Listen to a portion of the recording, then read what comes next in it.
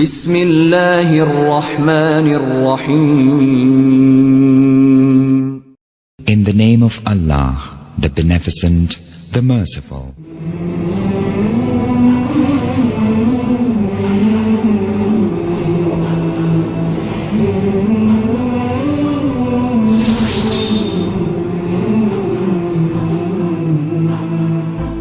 جدد حياة القلب بالقرآن. السلام عليكم ورحمة الله وبركاته. الحمد لله، الصلاة والسلام على أشرف المرسلين وعلى آله وأصحابه أجمعين. أما بعد. الصوم والصبر. ക്ഷമയും നോമ്പും ഇസ്ലാമിൽ വളരെയധികം പ്രതിഫലാർഹമായ രണ്ട് സൽക്കർമ്മങ്ങളാണ് സ്വബറും അതേപോലെ തന്നെ സൗമും. ഈ രണ്ട് സൽക്കർമ്മങ്ങളും അതിൻ്റെ അർത്ഥത്തിൽ, അതിൻ്റെ ആശയങ്ങളിൽ, അതേപോലെ തന്നെ അതിൻ്റെ പ്രതിഫലങ്ങളിലെല്ലാം പരസ്പരം ചേർന്ന് നിൽക്കുന്നത് നമുക്ക് കാണാം. ഈ രണ്ട് ആരാധനകളുടെയും, സൗമിൻ്റെയും അതേപോലെ തന്നെ സ്വബറിൻ്റെയും അർത്ഥം അൽ ഇംസാഖ് അല്ലെങ്കിൽ അൽ ഹബ്സ്, പിടിച്ചു നിർത്തുക എന്നതാണ് ഭാഷാപരമായി അതിൻ്റെ അർത്ഥം.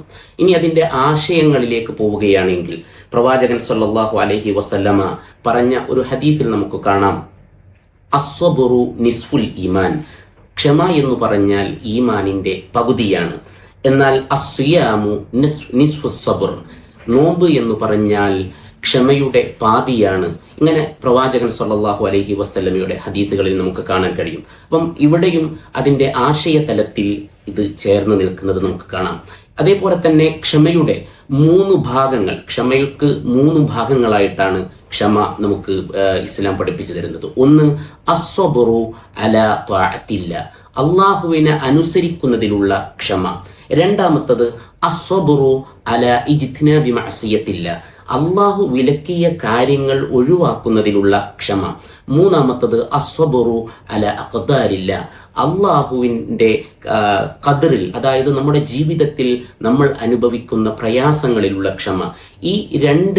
ഈ മൂന്ന് കാര്യങ്ങൾ തന്നെയാണ് യഥാർത്ഥത്തിൽ ഒരു നോമ്പുകാരൻ അവൻ പരിശീലിച്ചെടുക്കുന്നത്.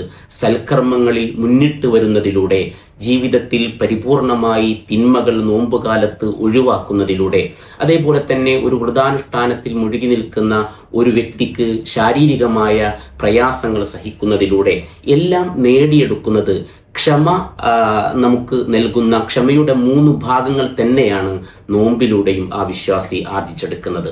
ഇനി അതിൻ്റെ പ്രതിഫല തലങ്ങളിലേക്ക് നമ്മൾ പരിശോധിക്കുകയാണ് എങ്കിൽ അവിടെയും നമുക്ക് കാണാം പ്രവാചകൻ സല്ലല്ലാഹു അലൈഹി വസല്ലമയുടെ വചനത്തിലും അതേപോലെ തന്നെ ഖുർആനിക വചനങ്ങളിലും നമുക്ക് കാണാം. പരിശുദ്ധ ഖുർആൻ പറഞ്ഞു, ഇന്നമാ യുവഫസ്സാബിറൂന അജ്റഹും ബിഗൈരി ഹിസാബ്, അള്ളാഹു ക്ഷമാലുക്കൾക്ക് പ്രതിഫലം നൽകുന്നത് കണക്കില്ലാതെയാണ്. അതേപോലെ തന്നെ ഇന്നല്ലാഹ യുഹിബ്ബുസ് സാബിരീൻ, ക്ഷമാലുക്കളെ അള്ളാഹു ഇഷ്ടപ്പെടുന്നു. ഇതേ ആശയം തന്നെയാണ് നോമ്പിനെ കുറിച്ച് പറഞ്ഞെടുത്തതും അള്ളാഹു പറഞ്ഞതായി പ്രവാചകൻ സല്ലല്ലാഹു അലൈഹി വസല്ലമ പഠിപ്പിക്കുന്നത്. അസ്സൗമു ലീ വ അന അജ്സി ബി, നോമ്പ് എനിക്കുള്ളതാണ്, ഞാനാണ് അതിൻ്റെ പ്രതിഫലം നൽകുന്നത്. അതായത് ക്ഷമയെയും നോമ്പിനെയും അള്ളാഹു തന്നിലേക്ക് ചേർത്തു പറഞ്ഞുകൊണ്ട് അത് ജീവിതത്തിൽ പുലർത്തുന്ന ആളുകൾക്കുള്ള പ്രതിഫലം എന്ന് പറഞ്ഞാൽ അത് കണക്കില്ലാതെ അള്ളാഹു നൽകുന്നു എന്നാണ് ഈ പറഞ്ഞ വചനങ്ങളുടെ ആശയം. അതുകൊണ്ട് സഹോദരന്മാരെ, നോമ്പ് നമ്മളെ പരിശീലിപ്പിക്കുന്നത് ഇത് തന്നെയാണ്.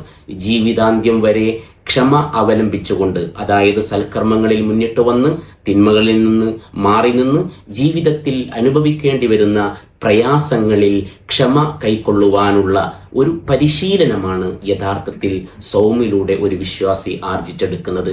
ഇത് തന്നെയാണ് ക്ഷമയുടെ ആശയവും ഇസ്ലാമിക പ്രമാണങ്ങളിൽ നമുക്ക് കാണാൻ കഴിയുന്നത്.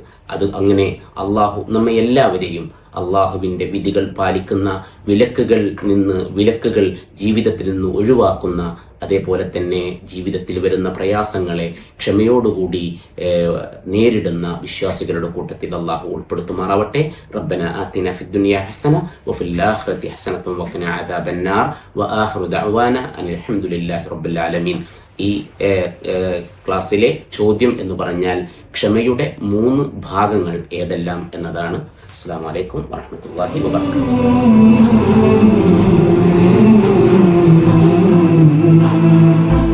جدد حياة القلب بالقرآن